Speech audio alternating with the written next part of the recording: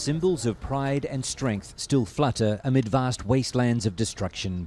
It's been 4 weeks since the earthquake turned the suburb of Palu city into a muddy graveyard where many bodies are still buried.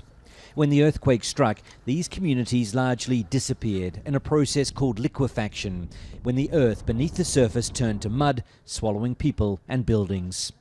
It's an inhospitable landscape, but as traumatized as survivors are, some want to return to rebuild here, even when they see that a hole in the ground is all that remains of their home. I'm so terrified when I see this place, but my children said, "Mum, once the government clears up, we should just move back in. We don't have to build a permanent house, we can just use wood."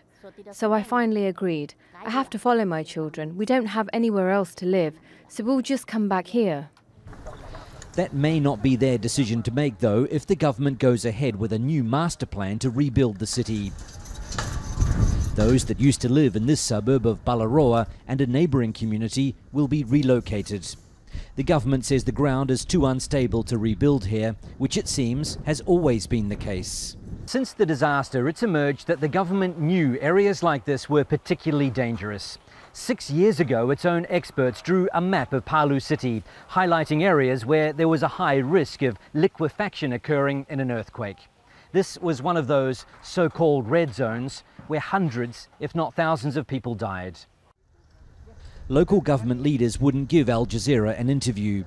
Experts say the map should now be studied very closely as part of Palu's rehabilitation, which is expected to cost almost $1.5 billion. So the area should be placed as a green zone as well, you know, to make a people also a kind of like the buffer zone and green zone with the forest and things like that, as well as for the monument for the people, so the next generation can learn something that this area should not be built. The people who lived here say they had never heard of liquefaction before the disaster. There was no education about the danger beneath their homes. Knowledge wouldn't have saved everyone, but it may have saved some. Now the excavators have come to a standstill. The search for the missing is over. Whatever this area becomes, it will also remain a mass grave. Wayne Hay, Al Jazeera, Palu, Indonesia.